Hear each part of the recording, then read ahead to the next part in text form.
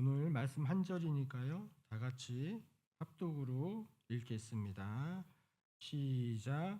그러나 내가 애굽 땅에서 나옴으로부터 나는 내 하나님 여호와라. 나밖에 다른 신을 알지 못한 나 외에는 구원자가 없느니라. 아멘. 신앙의 선배들은 신앙에 이 같은 격언을 남겨주었더라고요. 하나님은 우리에게 구원을 주실 수 있는 유일한 분이시다. 그분만이 우리의 참된 피난처고 참된 소망이다. 우리의 신앙의 선배들은 이 같은 신앙의 격언을 우리에게 남겨주면서 또한 후대도 역시 그 하나님만을 의지하면서 살아가도록 우리에게 교훈을 주고 있는 것을 보게 됩니다. 참 우리의 삶 속에서는 많은 문제들, 도전들을 우리가 직면합니다. 인생의 여정에 그 수많은 시간에 찾아오는 그 어려움들, 또한 만나게 되는 그 위기들 속에서 나의 힘으로는 도저히 어쩔 수 없는 그 절망의 순간, 막막합니다. 그 상황 속에서 우리는 어디서 도움을 구해야 할지 너무 혼란스럽습니다. 이런 순간에 우리는 어디에서 구원을 찾아야 하겠습니까? 오직 하나님께 우리의 구원이 있는 줄 믿습니다. 눈을 들어 산을 보면서 그 절망 가운데에서 우리가 찾을 수 있는 구원자는 오직 하나님이신 줄 믿습니다. 그분은 다양한 방법으로 당신의 구원을 당신의 자녀들을 위하여서 나타내 주시는 줄 믿습니다. 어느 작은 마을에요, 큰 홍수가 찾아왔어요. 한 노인께서 물이 이렇게 차오르기 시작할 때 하나님께서 나를 구원해 주실 거야, 그렇게 믿으면서 피신하지 않고 집에 머물러 있었어요. 근데 물이 무릎까지 이렇게 차오르는 거예요. 이웃 사람들이 피신을 하다가 그 어르신이 집에 있는 것을 보고 급히 그 집에 들어가서 할아버지 빨리 지금 피해야 돼요. 물이 무릎까지 왔어요. 홍수가 지금 큰일 났어요. 하니까 하나님이 나를 구원하실 거야 하면서 그 주민들의 도움을 거절하였습니다. 물이 이제는 이 허리까지 차올랐어요. 그러니 더 이상 움직이기도 쉽지 않은 상황이었습니다. 그때 그렇게 물이 차오를 때 이제는 소방대원들이 구명조끼를 타면서 구명보트를 타면서 그 혹시 피신을 못한 주민들을 구출하려고 그렇게 하는 가운데 이 할아버지를 본 거예요. 할아버지 빨리 보트에 타세요. 빨리 보트에 타셔야 돼요. 조금 있으면 물이 더 차올라요. 빨리 피신하셔야 돼요. 그렇게 권유했는데 이 어르신께서는 동일하게 하나님이 나를 구원해 주셔 하면서 그 일을 거절한 거예요. 이제는 목까지 차올라는 대홍수 앞에서 이제는 소방대원들이 헬리콥터까지도 띄어서 주민들을 혹시라도 피하지 못하고 지붕 위에 있는 주민들을 구하려고 그렇게 하였다가 또 이 어르신을 만나게 되어서 어르신 빨리 피해야 됩니다. 큰일 납니다. 하나님이 나를 구원하실 거야 하면서 그 소방대원들을 물리쳤대요. 이 어르신이 어떻게 됐을까요? 죽었어요. 그가 그 홍수에 휩쓸려서 결국 죽음을 맞이했습니다. 그리고 하늘나라에 가게 됐다고 합니다. 하나님을 만나서 하나님 앞에 따졌어요. 하나님, 왜 나를 구원해 주시지 않았어요? 왜 나를 구원해 주지 않았어요? 나는 꼭 믿고 있었는데 왜 나를 안 구원해 주셨어요? 그러자 하나님께서 말씀하시는 것이 내가 너 구원하려고 네 이웃 보냈다. 네가 그거 거절해가지고 내가 또 구명보트까지도 보냈다. 그런데 그것까지도 거절해서 내가 헬리콥터까지도 보냈다. 그런데 네가 모든 걸 거절하지 않았느냐. 성도들이여, 하나님은 우리의 구원자 되시고 그분의 구원은 다양한 방법으로 우리에게 허락하여 주시는 것입니다.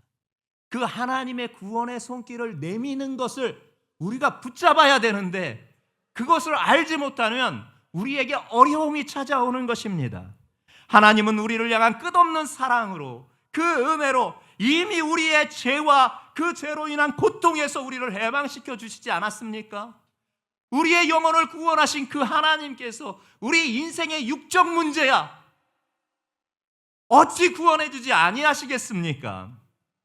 문제는 무엇이냐? 우리는 그 구원을, 그 하나님의 구원을 신뢰하고 받아들이면서 그분께서 다양한 방법으로 우리에게 역사하시는 것을 영적인 눈이 열려서 붙잡을 수 있어야 되는 것입니다. 그러면 하나님의 구원이 놀랍게 역사하여 주시는 줄 믿습니다. 성도들이여, 하나님만이 우리의 구원자이십니다. 오늘 본문이 그 같은 말씀을 우리에게 소개시켜주고 있습니다. 첫 번째로 볼 말씀이 역사 속에서 살아계신 하나님을 보게 된다라는 것입니다. 4절 말씀 함께 다시금 보려고 합니다. 네가 애굽 땅에서 나옴으로부터 나는 네 하나님 여호와라. 하나님께서 호세아를 통하여서 이스라엘 백성들에게 과거에 그 민족이 애굽에 종살이하였을 때에 당신께서 구원해내신 역사를 다시금 상기시켜주고 있는 겁니다. 이유가 무엇이냐? 전능하신 하나님이 그 애굽의 종살이에서 구원해 주셨다라는 것입니다.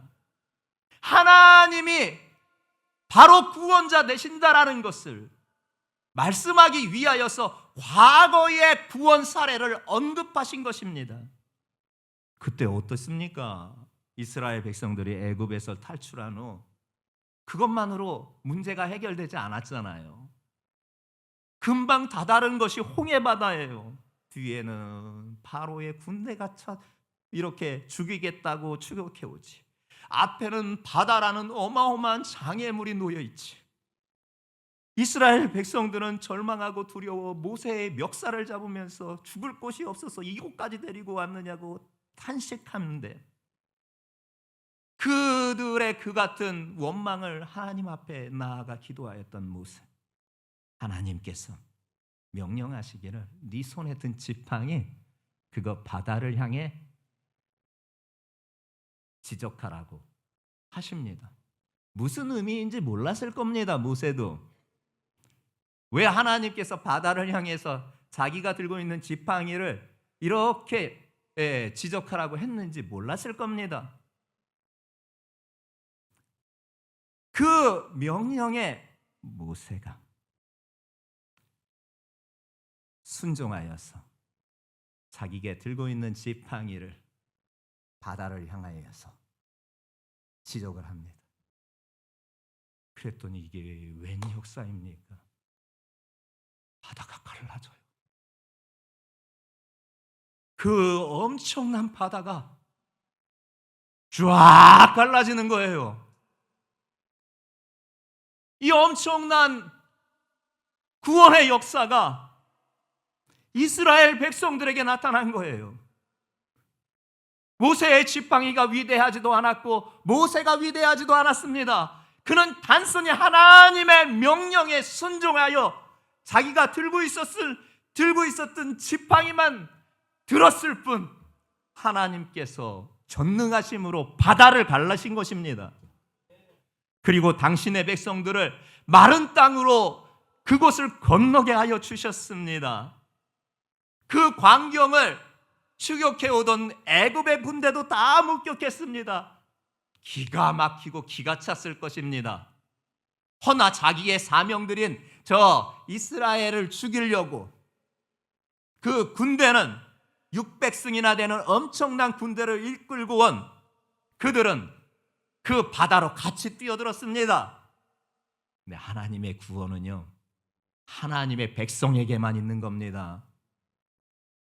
추격해오는 그 애굽의 군대가 건너가는 이스라엘 백성들의 뒷공문이도 이르기 전에 바닷물이 합쳐져서 그들 모두가 그곳에 수장되었고, 그 엄청난 애굽의 역사가 그 기운이 꺾이는 일이 생겨난 것입니다. 성도들이여, 이스라엘 백성에는 도저히 벗어날 수 없는 상황이었으나 하나님은 바다를 가르시고 그들에게 구원의 길을 열어주셨습니다. 이처럼 하나님은 그들의 역사 속에서 전능하심으로 살아계신 하나님이었던 것입니다.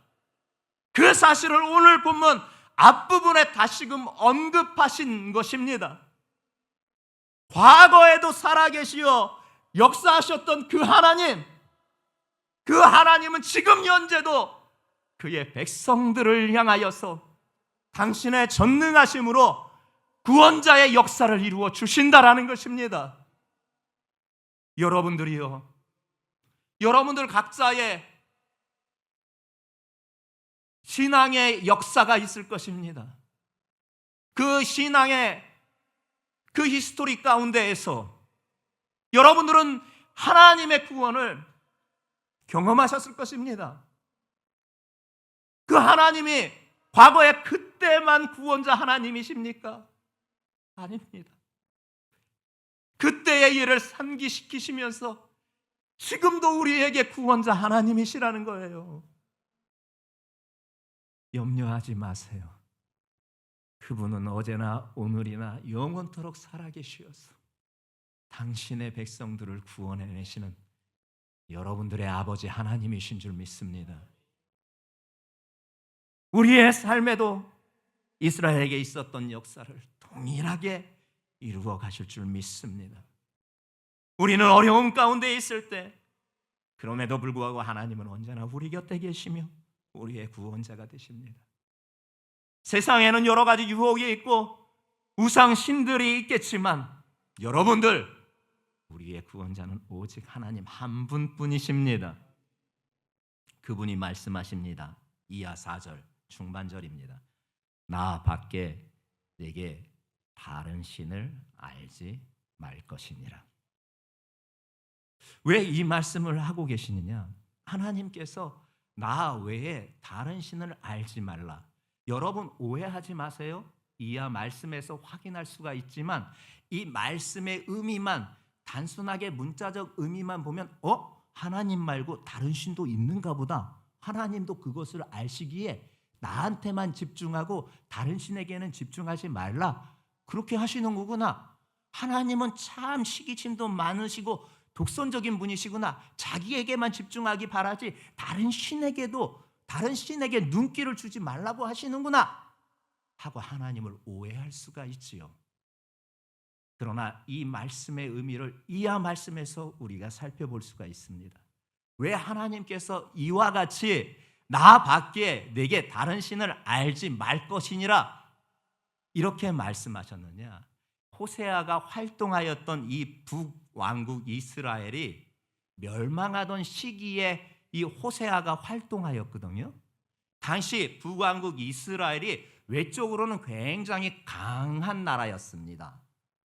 그러나 내적으로는요, 영적으로 우상숭배가 극심하였고, 또한 육적으로는 사회의 부패가 엄청나게 심했던 시기가 바로 이 호세아가 활동하였던 시대였습니다. 아니, 외적으로는 정말 강하고 잘 되는 것처럼 보였는데 내적은 골마 터진 거예요. 영적으로도 골마 터졌고 육적으로도 골마 터졌던 거예요. 특히 이스라엘 백성들은 하나님을 떠나 바알을 비롯하여 이방 신들을 섬기며 타락해 갔습니다. 하나님은 그들에게 그래서 이와 같은 말씀을 하고 있는 거예요. 나 외에 다른 신들을 네가 알지 말라고. 그렇다면 하나님 외에 또 다른 신이 있는가? 아닙니다. 하나님은 분명히 말씀하십니다. 신명기 6장 4절부터 5절에 있는 말씀, 다른 신은 존재하지 않고 하나님만이 유일한 신분이시라는 것을 분명하게 강조하여 밝히시고 있습니다. 함께 합독해 보겠습니다. 시작.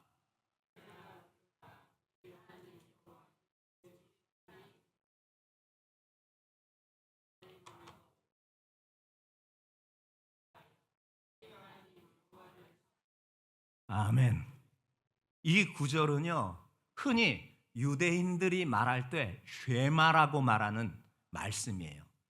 유대인들이 성경 모세 오경 가운데서 율법의 그 말씀 가운데서 가장 핵심으로 중요하게 여겨서 쉐마다, 하나님의 명령이다, 그렇게 소중하게 여겼던 본문의 말씀이 바로 신명기 6장 4절부터 5절에 있는 말씀이에요. 이 말씀을 얼마나 소중하게 여겼는지요, 유대인들은 지금도 마찬가지예요. 신앙교육을 잘 받은 유대인들은 지금도 아침마다 일어나면요, 기지개를 피고 또한 화장실을 가서 세면을 하고 하는 게 아니에요.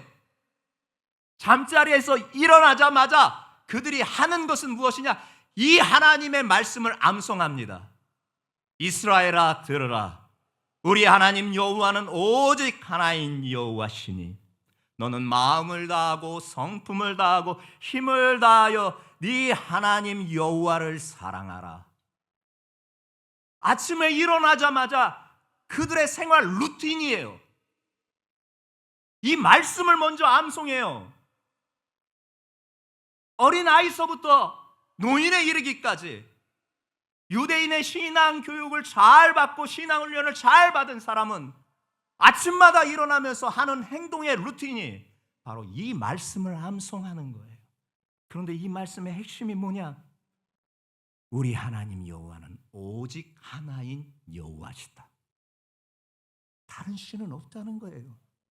여호와 하나님만이 유일하신 분이시라는 거예요. 이사야 45장 5절에도 우리에게 말씀해 주시는 바가 있습니다. 이사야 45장 5절의 말씀입니다. 함께 합독해 보겠습니다. 시작.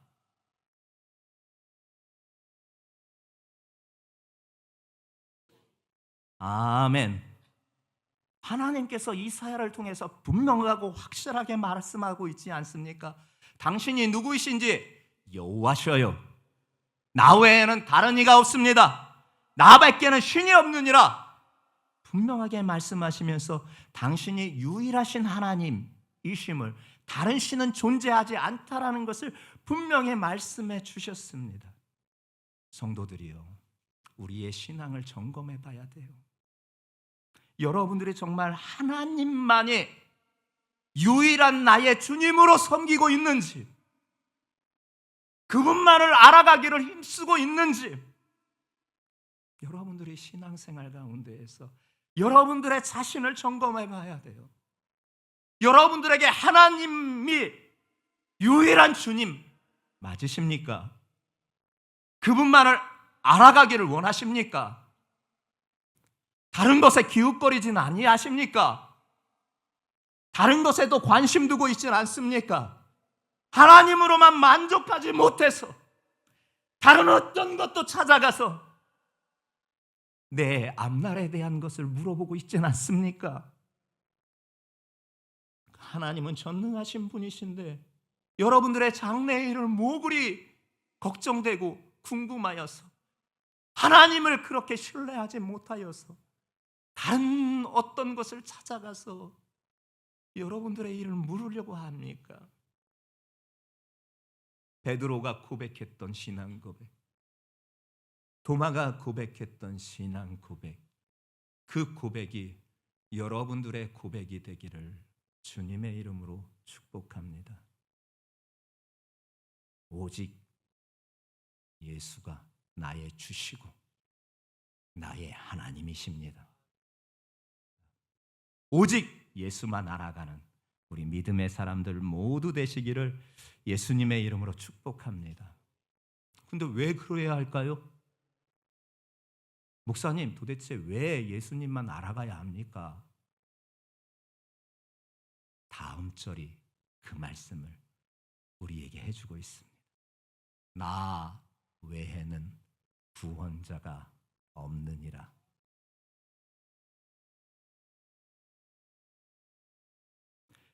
이스라엘은 여러 우상에게로 마음을 돌리며 하나님을 멀리했습니다. 그러나 하나님은 분명히 말씀하십니다.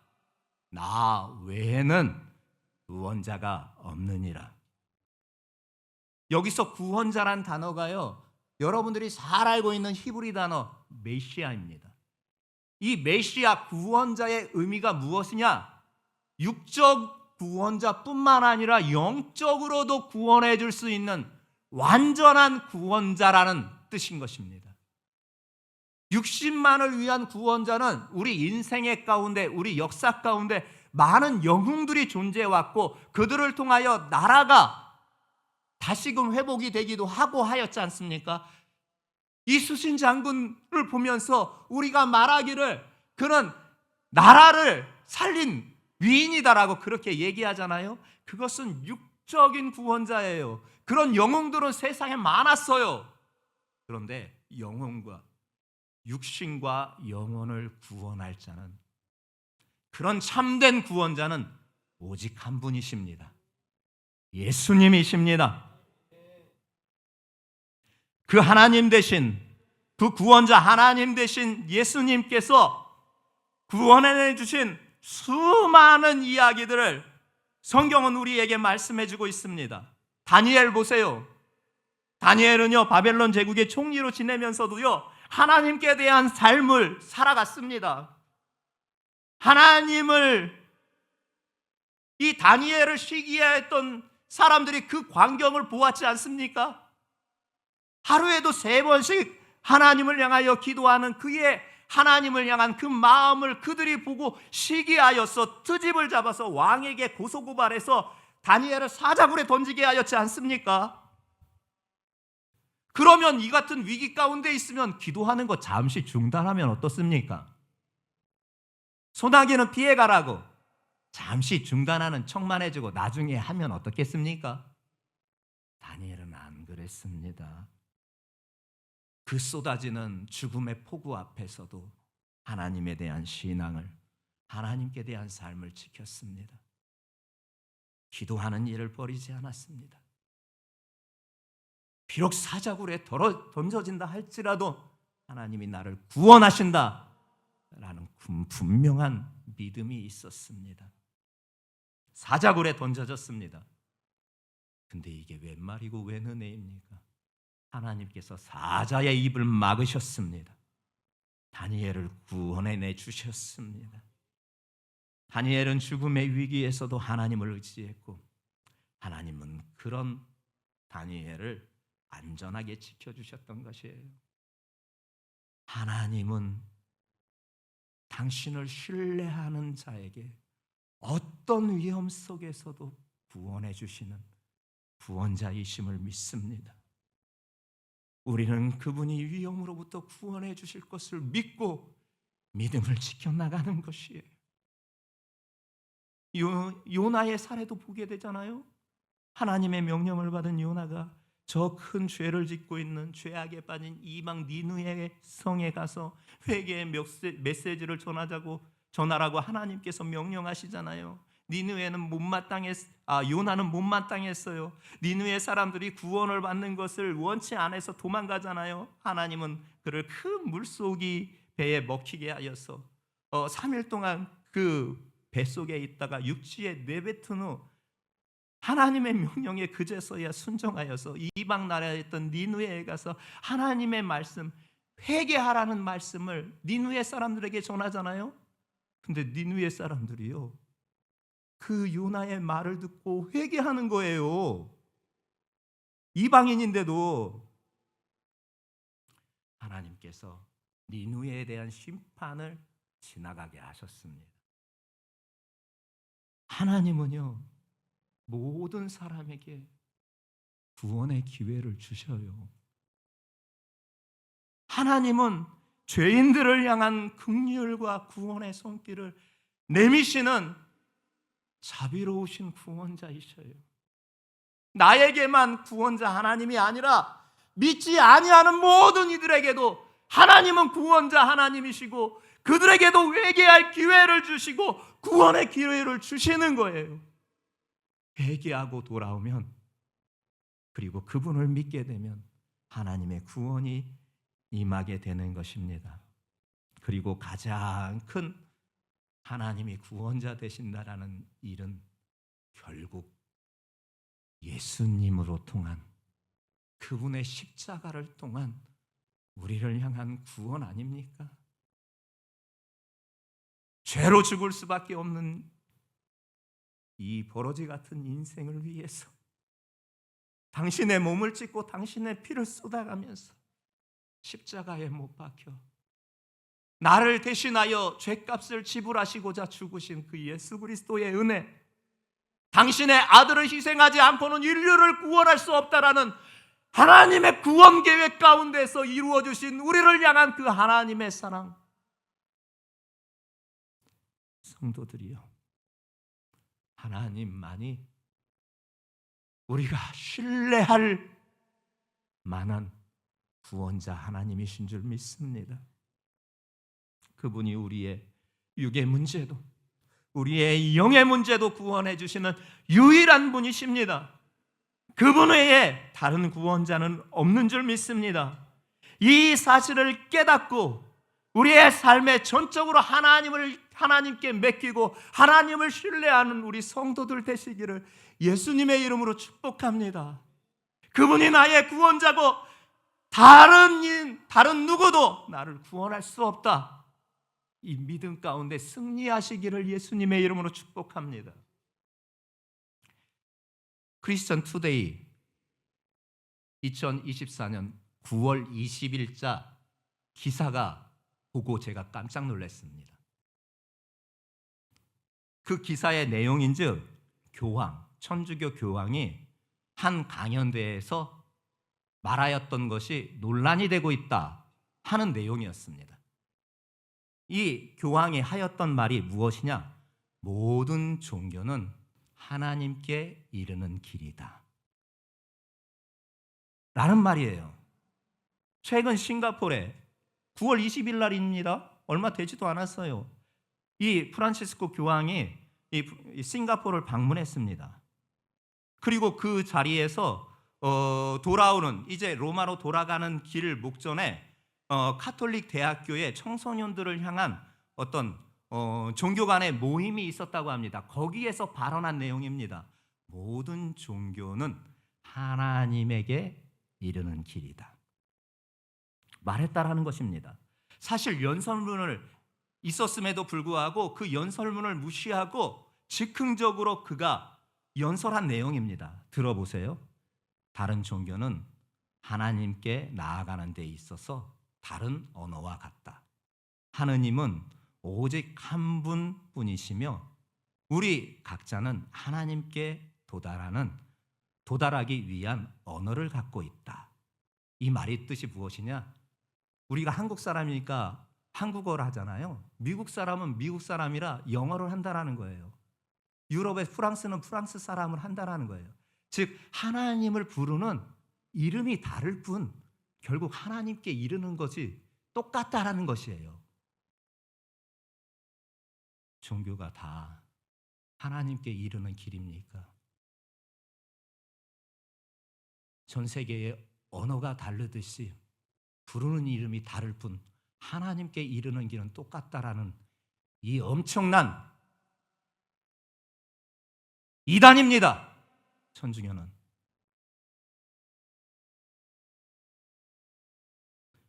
여러분들에게 분명히 말씀드립니다. 사도행전 4장 12절 말씀입니다. 사도행전 4장 12절 말씀을 우리가 한 목소리로 크게 합독해 보겠습니다. 시작.